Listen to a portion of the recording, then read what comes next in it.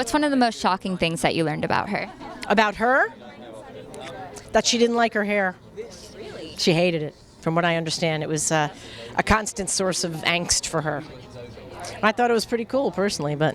I mean, it's such an upsetting answer, but the details of the abuse, right? The extent of the abuse, the psychological effects that sexual abuse can have on a kid, and how common it actually is. That all that stuff kind of just came up in the research of it, and that was shocking and upsetting.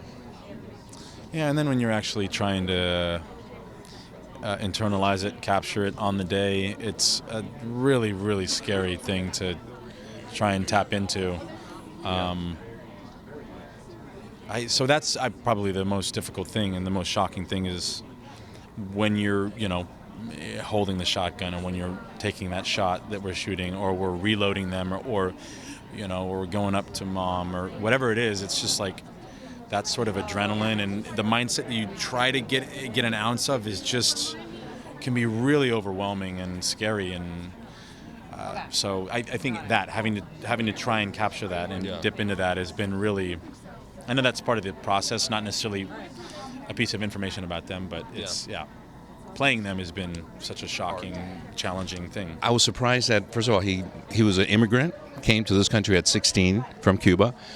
Put himself through college, became, again, he worked for RCA, he worked for Hertz, he worked for a company called Carolco at the time. There was an entertainment that did, they worked on the Rambo franchise. And again, he mounted a $14 million empire in 1990, which is a lot of money for an immigrant that came to this country. If this wouldn't have happened, this guy, if none of this would have happened, he probably would have been a hero for a lot of Hispanics. Unfortunately, these allegations came up, and and now he's just remembered as a sexual offender of his children and murdered both him and his wife. So it's a tough way to go, and it's tough for the family of the members of there too, of his, that have to live with that legacy. And we don't know.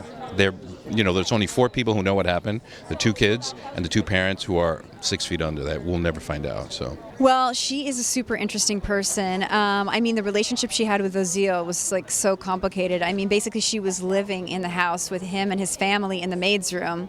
So he was with his wife and his kids, and she was in the maid's room, and it was just a very unusual story. That she was so passionately in love with Jose to the bitter end, through all his